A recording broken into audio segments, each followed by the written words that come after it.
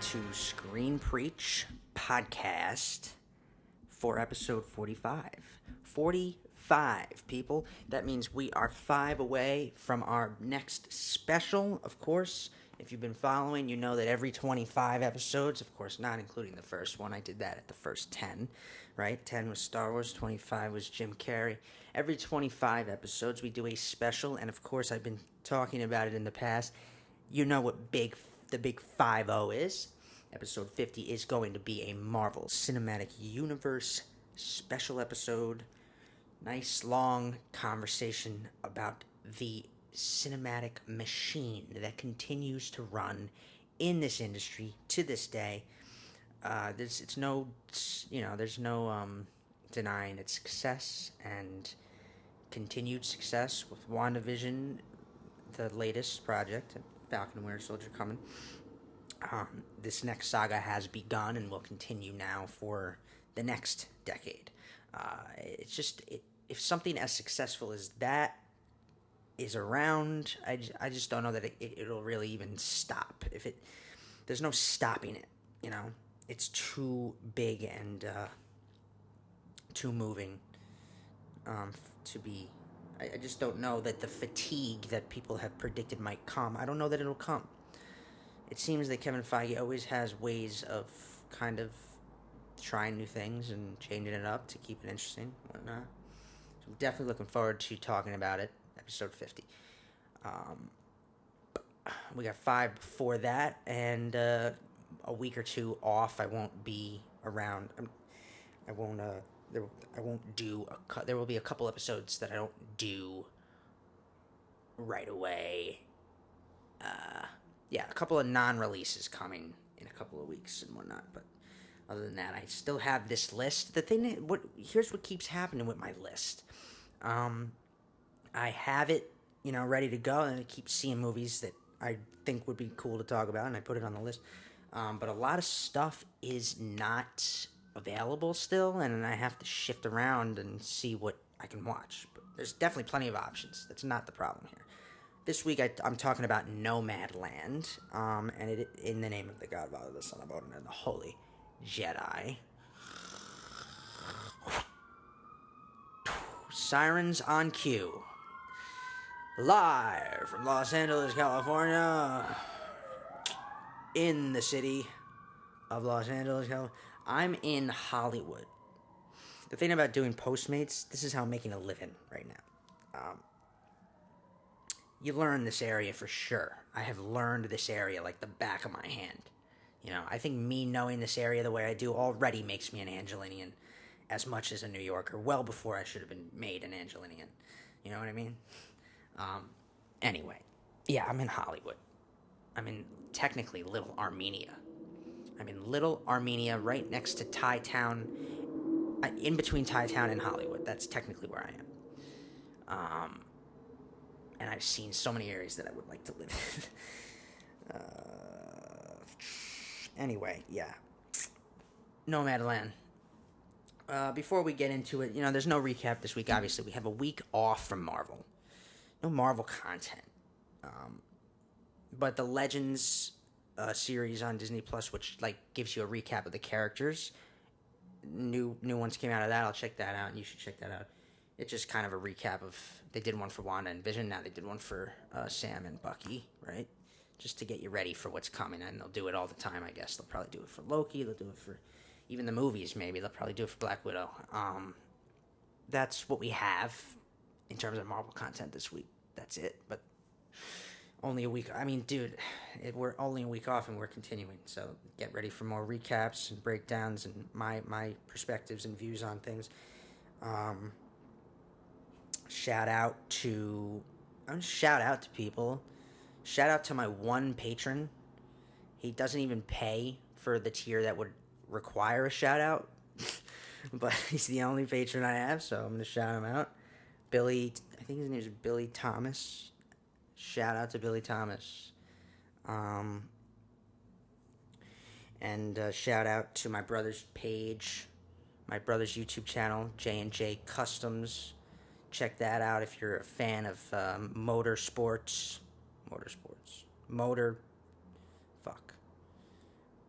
whatever, motorbikes, street bikes, motorcycles, that kind of stuff. Shout out to Raiders of the Lost podcast. That's a podcast. If you haven't checked that out, you should check them out. They're very good. Twin brothers. They know their shit, and they have really good takes on stuff, and I enjoy watching them, listening to them. So check them out. I don't know why I'm giving shout outs at the beginning, right? It should be at the end. And when have I ever even shouted anybody out on here? Whatever. We can do that. I want to do that. Like, if I get more of a following and stuff too, I want to definitely do that. Real quick, another update on Mank, which keeps surprising me. It's a good movie. It really is. It's a really good movie. I was wrong about a couple things on that with the screenwriter. So I mentioned on the podcast, and I told people that Jack Fincher is not related to David Fincher, and that he's an old screenwriter who wrote a script about this. Part of that is true. Okay, Jack Fincher is an older screenwriter who wrote this script for years, and then David Fincher made it. But what I didn't know was that actually, yes, Jack Fincher is the father of David Fincher. And it was David who encouraged Jack to start really looking into Mankiewicz and working on that script, because he was a big fan of Citizen Kane and a big fan of Mankiewicz. So he just for years worked on that script, and he wasn't even really a screenwriter. He was a magazine writer, and he did a couple of scripts, and he wrote this. Dude, I don't even think he didn't even get to see it. He died like a couple of years ago too. But his son, David Fincher, the great director, one of the greatest directors of all time, David Fincher, made this movie. Netflix told me that, well, we want to make this. Jack Fincher's son made his movie. So that's a quick update. I was wrong about that. And yeah, it's really great. If you haven't seen it, definitely need to. So what's up? What else we got here? We're going to move into the news of the week now. And there wasn't really much, but there were a couple of interesting things, so we'll talk about it. Like, for instance, the latest thing I saw with Justin from Screen Preach right now, just in this last 12 hours, Avatar has reclaimed the top spot from Avengers Endgame. It is now the king once again of the highest grossing movie of all time. Avatar. It just passed Avengers Endgame again because it re-released in China, so it made even more money at the box office, and now it's at like 2.78 or 2.79 or whatever, and Avengers Endgame's right behind it. That's so crazy because it could just keep going like that. If Disney and Marvel wanted to re-release Avengers Endgame, then it would just fucking happen again. Like, do you know how many people would go and see Endgame again in a theater? Not to mention the fact that when we have theaters open, like how many people who love that experience are going to be fucking rushing in there regardless. Like, and it's good news ahead too with COVID too. I think that things are starting to move in a nice direction. They're a little worried about spring break, of course, and what that could do. But I think for the most part, it's going to start, really transitioning out. New York opened 25% capacity, and now I heard that Los Angeles might actually finally fucking open to 25% capacity movie theaters. And that's great. And Marvel knew what they were doing. They're just waiting. When they know that they can probably have faith in keeping things the same, which is part of our news here, too. One of the other things I saw is they're sticking with it for sure. Marvel is releasing Black Widow on May 4th? 7th? What, 1st? 4th? First week of May. Fuck. Forgot the first week of May. Black Widow is still set to be released in movie theaters. So that is fire. Of course, now that I've gotten used to this system, I also wouldn't be... I'm still going to see it in a theater. Are you kidding me?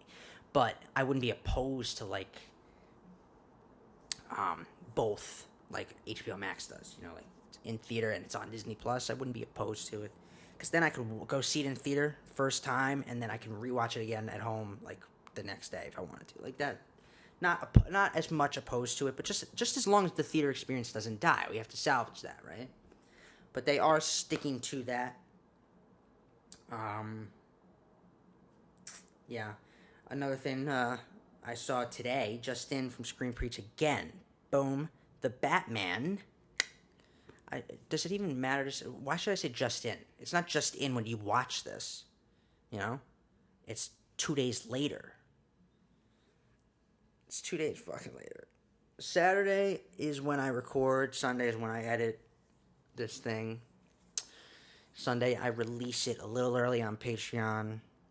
And then Monday, Sunday night at midnight, Monday, it's out everywhere. So it's not just in, but the Batman has officially wrapped, and I am so hyped for that movie. I love iterations of the character. I don't care if they keep. That's the one. I think it's the one. Probably because it's my favorite character in comic book history all time. It's crazy. Like I'm more of a Marvel fan than DC, 100%. But my favorite character is Batman, which is not Marvel. It's DC. But Batman's the greatest, dude. Batman is the greatest comic book character of all time. There is such a craving from fans, from audiences for this story. So I think the different iterations of it don't bother people that much. It just bothers people when it's shit, like if it's not good, then it bothers people. Matt Reeves I think he's gonna do a good job. I think Pattinson's gonna do a good job. I'm looking forward to it. It's wrapped filming, which means that's supposed to come out this year, or they moved it. Things have been shifted so many times, I don't even know anymore, but I think they moved it. I think a lot of stuff from Warner Brothers got. Yeah, you know why they moved it? You know how I know they moved it? Because it's Warner Brothers. And everything in 2021 is on HBO Max, and that was not on the list. The Batman will be out in a theater next year. The Matrix, though. Was it The Matrix? Or was it John Wick? No, John Wick, definitely next year. The Matrix made the cut. It'll be out on HBO Max. Unless something changes between now and then. That's like one of the last ones at the end of the year, I think.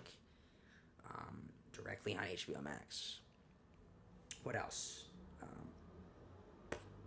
Falcon and Winter Soldier did have first reactions. Critics got to see it. Some fans, first reactions are praising it. And it doesn't surprise me. And anyone who's got a problem, some people are not looking forward to this show.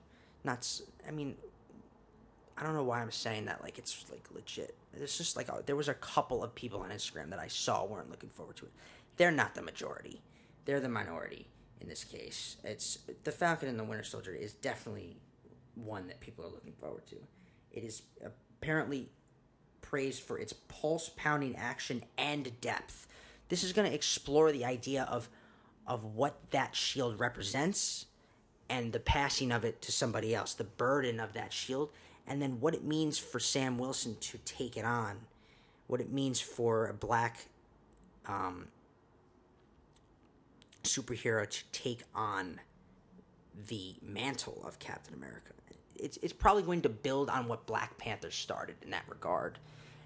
And then just the elements of Captain America and the themes of Captain America that we're used to will again play a big role in this. So just those it's two very relevant elements of the MCU. And their earthbound corner of the universe that we are definitely going to enjoy. I don't see how we can. They seem to be hour-long episodes, not like WandaVision. So hour-long episodes. That's what I hear, and but only 6. But 6. Apparently, the production quality of this, the production, just like with WandaVision. The production. It is like a long movie. It is a giant film. Like the CGI, it's quite a expensive, big budget television series that is just insane. WandaVision, every episode of WandaVision costs more than some movies, the highest budget of any TV show. It beat Game of Thrones in that regard, WandaVision. You wouldn't think it, but because of some of the episodes being just like period pieces and just because of how short they are. But dude, they have big budget. And Falcon and Winter Soldier is meant to be this big action series, so of course the budget is, and it's Marvel, and it's going to be quite a spectacle. Definitely looking forward to it. What else? The Flash is bringing back Kiersey Clemens. Did I say her name right? Yes, Kiersey Clemens. To play Iris West from. I mean, she was in. Oh, dude, was she in Justice League?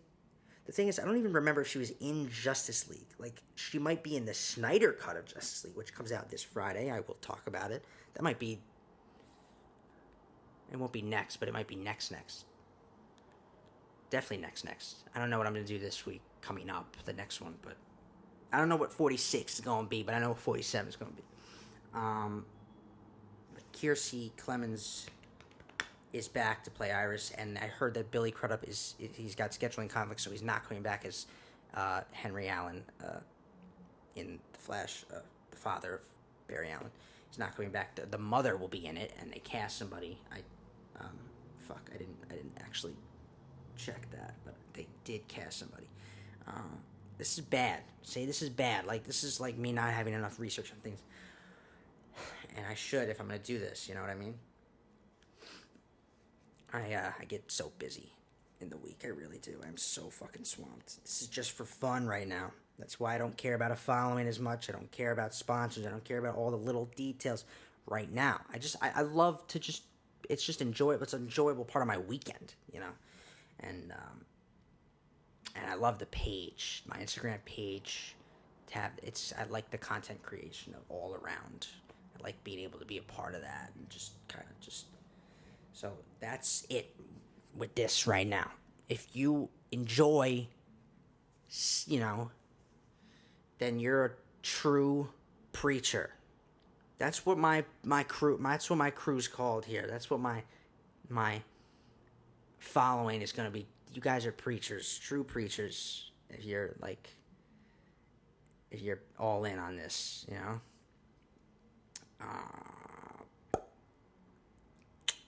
Do it again. Taylor Sheridan's programming revelation. I want to talk about this in depth for a second. I figured, why not? Because some people don't quite know about it at all or even know the depth of it. So let's talk about what Taylor Sheridan's TV universe is looking like. It's looking pretty cool. All right. So what we got here with Taylor Sheridan, if you don't know who Taylor Sheridan is, first of all, he was an actor first in his career. You might have seen him on Sons of Anarchy. He played Hale. He played Deputy Hale, the guy who worked under Unser. Remember, he didn't really like the Sons at first. Then he was working with the Sons, and then he died. And then, spoilers, he died. That's Taylor Sheridan. He was an actor for a while before he became a writer-director. And he's not a director. He's just a writer. He's a fantastic writer, and he's one of my inspirations. This guy, he writes fantastic stories. He went on to then write big hit movies. He did Sicario. He did Hell or High Water. And then his big series on Paramount is Yellowstone. And Yellowstone is a great contemporary Western.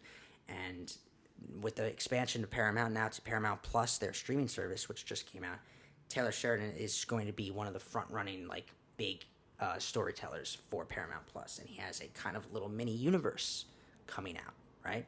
So what his big plan here is to do a couple of Yellowstone spin-offs. I mentioned in the past, they're doing Yellowstone 1883, which is a more in-depth look at the first time the Dutton family kind of came to Yellowstone, and the conflicts that arose for the family in kind of claiming the land and keeping the land, and it's a Wild West kind of thing. Like, the time period and everything is a Wild West show, and I'm totally looking forward to it.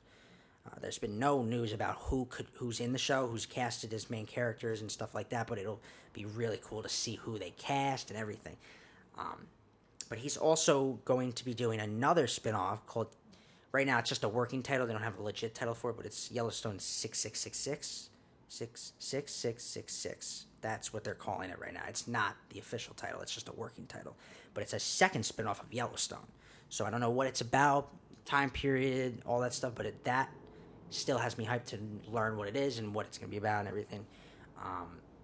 So right there, right off the bat, Yellowstone itself has a universe now. It's expanding on Paramount. but also he's going to be involved in other shows. He's producing and writing other shows that he's kind of front running. He's doing a show called The Mayor of Kingstown. Mayor of Kingstown, it has director Antoine Fuqua. Sorry for any mispronunciation. The director of Training Day, which is fucking great. He's directing the series, or at least a couple. I think he's directing the whole series, at least the whole first season. And Jeremy Renner is the main character, and the show is about kind of. I think it's about like. It takes place in Detroit, I think Michigan, and it's about like the use of the prison system, the incarceration system, as a use of like making like profiting like and making money off of it. And it's going to deal with like very important themes of like systemic racism and stuff, and that definitely, I mean, with Jeremy Renner's starring, another really, Paramount Plus is gonna have me, dude. I'm going to subscribe, especially when Yellowstone season 4 just comes back. I'm going to, because it just makes sense for me. And then I'm into Star Trek, and Star Trek's on Paramount. And they will have me, and especially as it expands. I mean, Paramount, the amount of like IP they have, there's a lot of possibilities for what Paramount Plus will do in the future. I'm still waiting for the next, probably because I want to be the one who does it myself, but I'm waiting for that next like big gangster series. You know, after Sopranos, there was Boardwalk Empire, which really fed my craving, but now I'm still waiting for the next one, you know, like, and I have written one, so I hope I'm the one who does it. But if there's another one that comes along, like, I'm talking about this because of Paramount and like Godfather. That's why I'm talking about this. And what the potentials could be. Whatever. I'm predicting that's not anything yet. But I'm definitely looking forward to what Taylor Sheridan has coming for us. He has another one coming called, what's the other one called? Landman. The fourth series is called Landman, and well, that speaks for itself. It's about land. Again, not much research here. Didn't do enough research, did I? I forgot what Landman is about, but I'm looking forward to Taylor Sheridan's upcoming series for sure. Speaking of The Godfather, I brought up The Godfather. One of the other things I saw in the news is Ellie Fanning has joined the cast of, what's it called? Coppola and The Godfather. It's a movie about the making of The Godfather. And Ellie is playing Ally McGraw in the film. Oscar Isaac plays Coppola. I think I brought this up on the show before, but she has joined the cast, Ellie Fanning, and I thought that was interesting, so I brought it up real quick.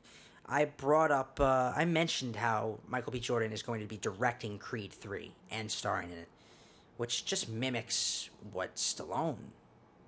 That universe, it mimics Stallone in that regard. I didn't even think of that, but the star directing it too.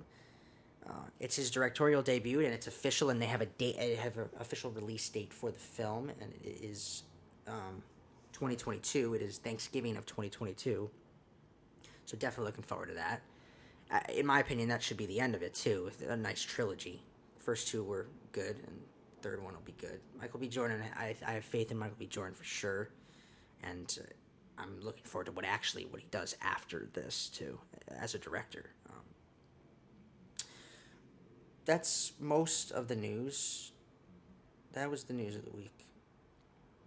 Just want to bring up real quick too that Marvel, there's a big rumor circulating right now that Marvel's X-Men film has a title. It's not official, but I just want to bring it up. It's apparently going to be called The Mutants. I just want to bring it up because that, to me, awesome. We are so used to what Fox gave us, right? X-Men, X-Men, X-Men this, X-Men that, X-Men. The Mutants is a great title for if they do anything mutant related. Totally on board, especially if the idea of mutants in the MCU comes to light in a specific way where they're this new entity in the universe. Having the title of their own story be called The Mutants just makes sense to me. So if that ends up being official, I just wanted to bring up the rumor and see if it ends up being real in the future. I think the biggest news this week was actually the casting of the Powerpuff Girls live action series. There's a Powerpuff Girls series, which I brought up before, coming out on the CW live action, and they cast their 3 Powerpuff Girls. Chloe Bennett from Agents of S.H.I.E.L.D. She plays Quake in the MCU, who might still come back as Quake in the MCU. Chloe Bennett is one of the Powerpuff Girls, and the other 2 are Dove Cameron and Yana Perrault. So the 3 Powerpuff Girls have been cast. I can't believe they're making a live action show. It just makes me think, what else could they make live action for? Of those old classic cartoons that I grew up on. Grew up on Powerpuff Girls. Grew up on all those Cartoon Network shows, right? Courage, Cowardly Dog, Dexter's Laboratory, stuff like that. That is the news of the week this week, guys. So we will talk about the film that our focus this week is, of course, Nomadland. And Nomadland is getting plenty of praise, plenty of hype. It is up for all the awards. It's actually winning all the awards. I think I predicted a while back, too, a couple episodes ago or whatever, that Nomadland will probably win everything. And I think when I said that, too, I said that it's a theater film, like it came out in theaters. Remember, because I was like, a theater film will still win. But actually, it's not a theater film. I thought it was, but it's not. It's actually a Hulu film. So it's a streaming film. It's out on Hulu right now. You can watch it. See you down the road. See you on down the road is the quote that sums up this movie. Is the line that sums up this movie. It's actually a line that ends the movie, too. I'll see you down the road. And it thematically sums up the movie. I love the way that the film sets up our main character, Fern. Also, by the way, her name is Fern, like the plant, right? Is that symbolic of, like, the naturalistic arc of her character? Like, embracing the freedom of nature and minimalistic things and the land and America and life, and without all the typical materialistic, high-class, regular life stuff? Is there a symbolic nature to her character's name is all I'm wondering. Maybe. I like the way she's set up in the film. We slowly learn her situation, right? And I like the way it was done kind of really quickly and smoothly in the beginning, like setting her up and the stakes and the story. I just thought it was set up very smoothly and quickly. All these little details in like quick scenes, right? Emphasized like what the story was going to become. This idea of like stripping it down, and it's kind of set up like quickly and nicely. And even like Fern herself as a character, like traits of her character that hint at what her arc is going to be. How she like likes little things too. Like we just have like this scene with her like where she talks about things like that she likes to collect and stuff. It's like, why is that important? Because it kind of implies what her arc is about, stripping it down to little things and minimalistic things. The film, of course, has deep relevance for... Dude, I hit this a lot now. It has a lot of relevance. Again, it has a lot of relevance for sure, because the backdrop of this movie is in the post-Great Recession period. It's 2011 into 2012 this film takes place. Post-2008, post the Great Recession. And that is extremely relevant. Any film about our recent history, especially in terms of that, is vividly in our memories, right? And for someone like me, I've witnessed the struggles of people. My father struggled greatly from the Great Recession, so it's vivid for all of us. It is it is it's relevant, it's recent. Even if everybody can't relate to the struggles, some people didn't struggle during that like other people did. But this film, that backdrop, totally planted in a certain reality that kind of resonates. The small details about that helped ground the story in a reality we can all relate to. So maybe like, for instance, Fern represents those who were greatly affected, um, and even the characters that she's surrounded with greatly represent that class of people that were deeply affected by the Great Recession. It's quickly clear that Fern is just getting by every way she can, every day, every week, every month. She's just getting by. So those are kind of the stakes of it. And she's already living out of her van when we meet her. I guess it begs the question, when things can't seem to get any better, trying to get back to where you were, is it not then better to go in another direction, in the opposite direction, in a simplistic, stripped down lifestyle? The place the story goes is hinted at early, and naturally, our protagonist rejects it at first. It all happens quick, but Fern says she's not going to go to this convention, this Nomadland kind of thing. She's not going to go to Nomadland. She tells her friend, I'm not going. So it's like a little mini like hero rejecting her journey kind of thing, and then she does, of course, end up going. And quickly she has to adapt to a new way of living,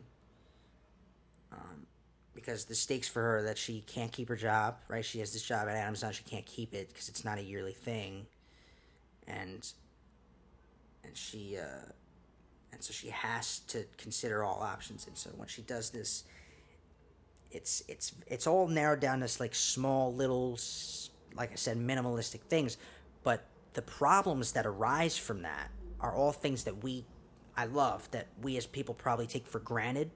And when you're in this situation, they're like the biggest problems of all, dude. Like her van breaking down, and for instance, is a good example. That might seem like something small that you go fix and then get on with your day, but that's her home, dude. Like, it's not just her ride; it's her home, it's her lifestyle, everything. And she even says, like, all the time and money I put into this van, into this home, it's not just something I can sell or give away. Like, that was big. That's a good example.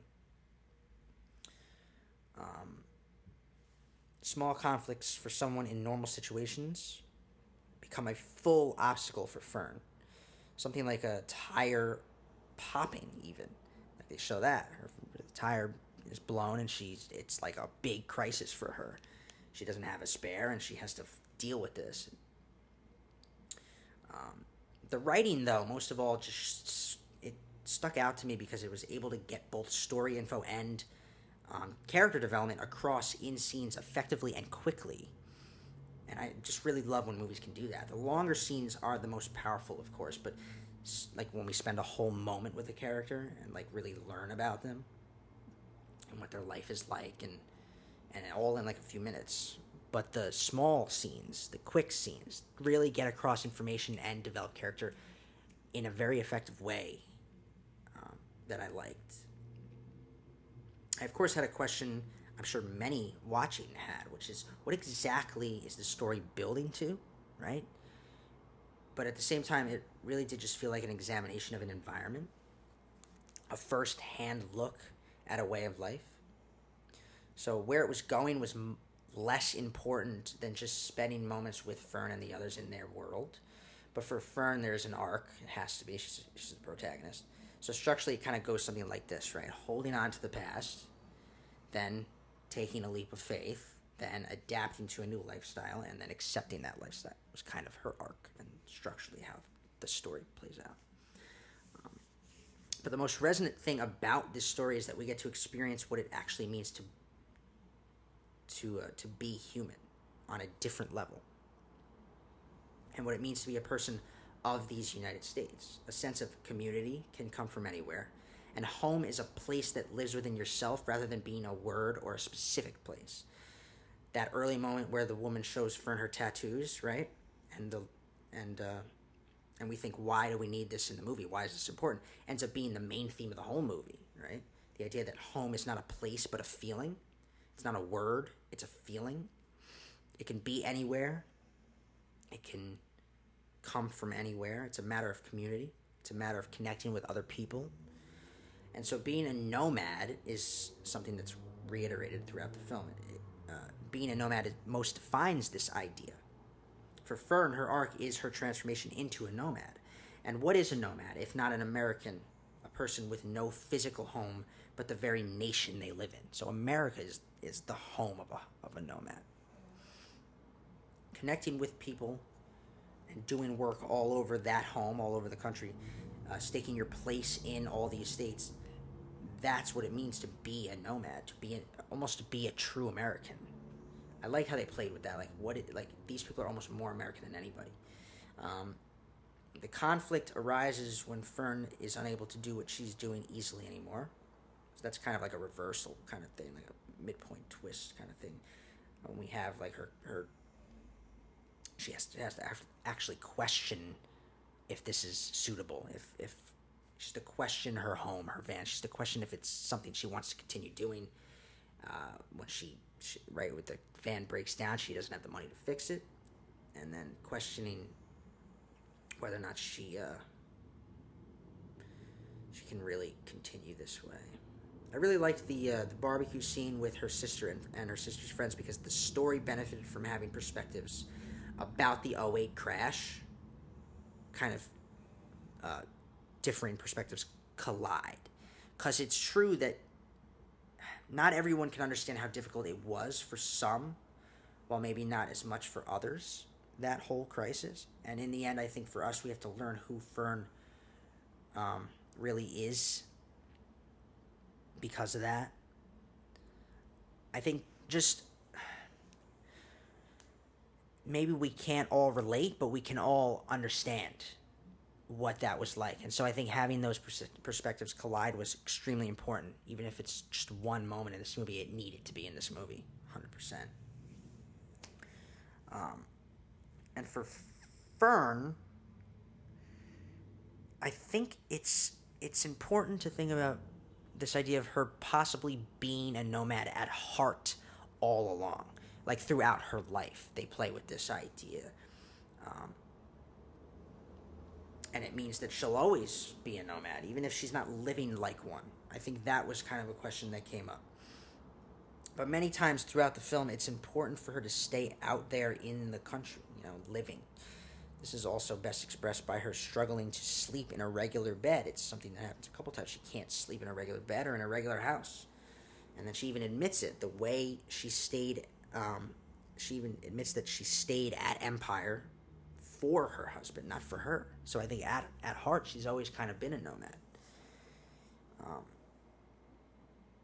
So yeah, just this idea of letting go, for her, letting go of domesticity was kind of the main thing.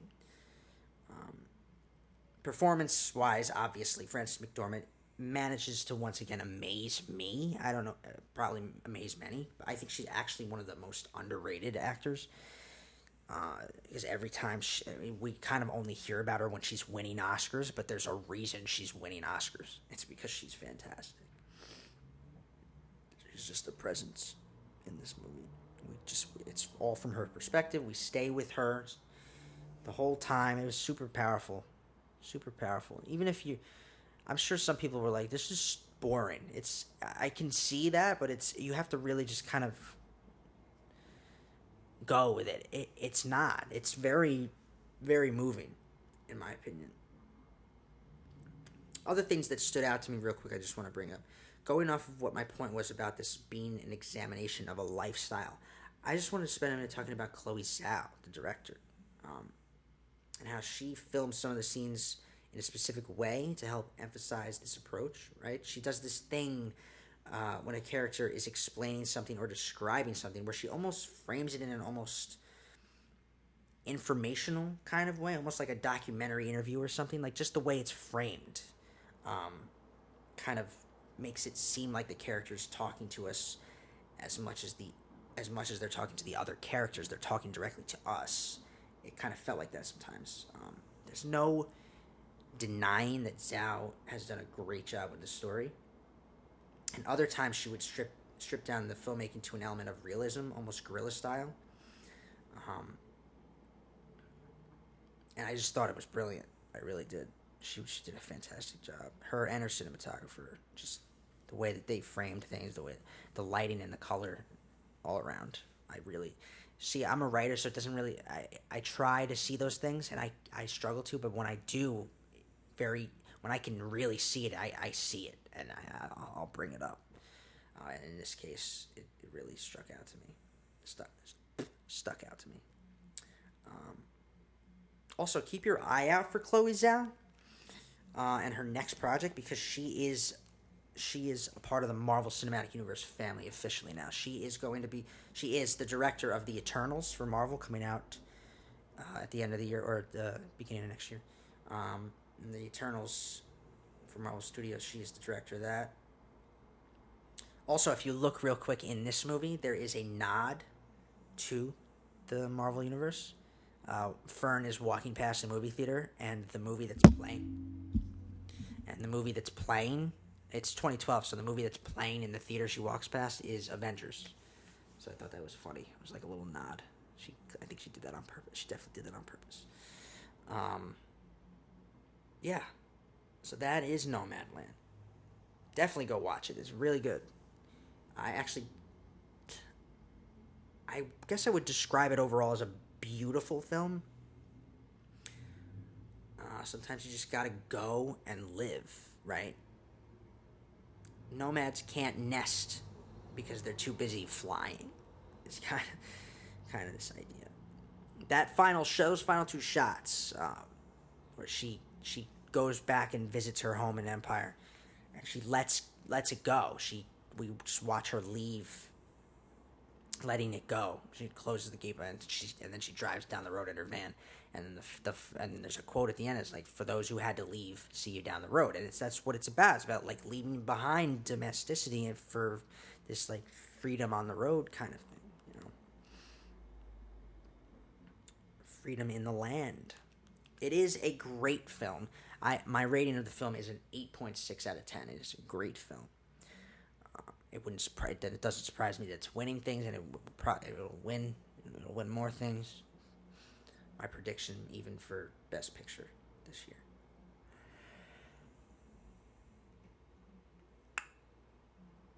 Even without recap this week, I still managed to do a long episode. Huh? I'm just going with it, just flowing and talking.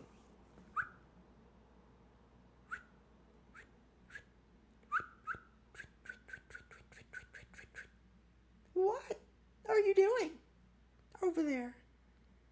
She's tired. Let her sleep. No donut in this episode. She's sleeping. You're sleeping? You're tired? Let's do our fun fact of the week this week. Even though they are much different, these films, they are also similar in other ways. The film reminded me of Wild, so I'm going to do a fact about that.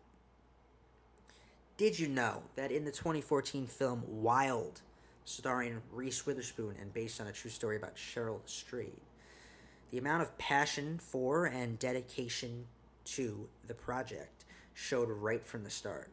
Witherspoon has such a connection to the project that she bought the adaptation rights before the book was even published. Beyond this, every ounce of time put into the film was spent being as realistic as possible to what actually happened to Cheryl, including small details like whether or not Cheryl brushed her hair or shaved. Witherspoon wanted to be as accurate as possible, as did Jean-Marc Vallée, the director. For instance, the scene where Cheryl puts things together is all done with genuine frustration from Witherspoon. Vallée would not let Witherspoon read the instruction manual for the tent or the stove. So all of her frustration in those scenes is genuine. That is just a couple of things that could be said about this very artistic piece of cinema.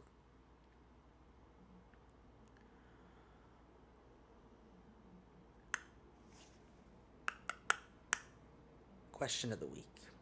Last week I asked, what is the best frequent acting collaboration? I said either De Niro or Pesci, or Rogen and Franco. Here's what everybody else said. And I forgot about the whole. I mentioned that it's not a sequel thing, but then they did add sequels into this. Ocean's 11 with George Clooney, Brad Pitt. I also like the Bradley Cooper, Jennifer Lawrence on the list. That's a good collaboration. They've been together. They've collaborated 3 times.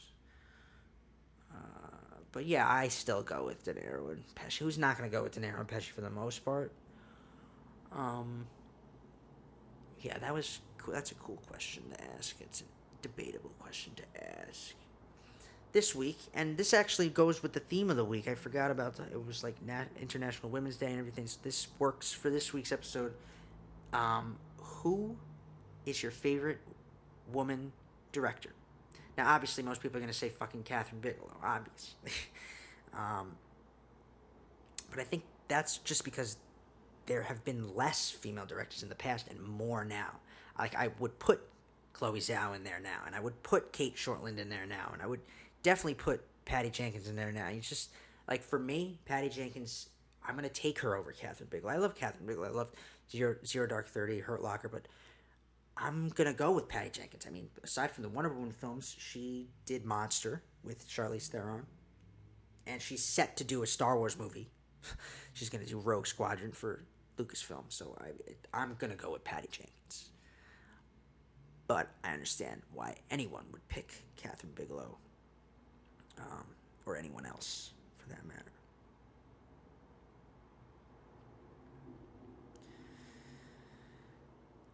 Yeah.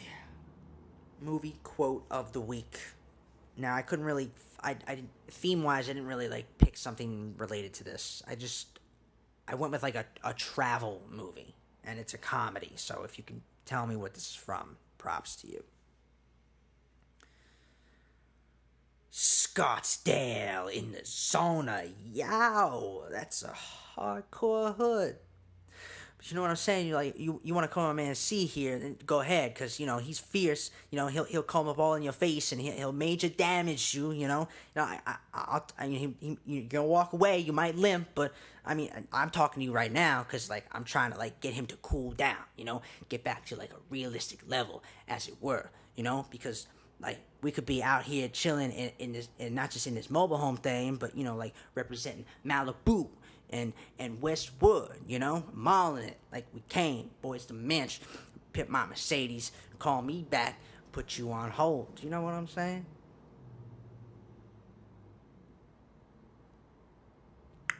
Name the movie, name the actor, name the funny actor, legend. Name the movie. What comedy is it from? It's like a forgotten about comedy from like the early 2000s. I also fucked up a little bit and missed a line in there, but that was a hard one to learn too, just because of the way he does it too. It's like, but name the movie if you can. Didn't see anything this week too interesting to put on caught my attention or anything like that. I think. Was there something? Chris D'Elia came back through. Chris D'Elia's back. His podcast put out an episode, and so that's something interesting. Yeah, there wasn't really anything on there, so we'll just kind of call it. I'm your host, Ben Morganti. You can follow me personally at TheBenji. You can follow the show at Screen Preach. Check out my website at benmorgantistory.com for my written work and links to other of my just my work in general, content and whatnot. If you want to watch this show and other videos that I've made, you got to subscribe to BMS Studios on YouTube.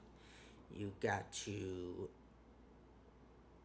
and if you just want to listen, you Apple Podcasts or wherever you listen to podcasts.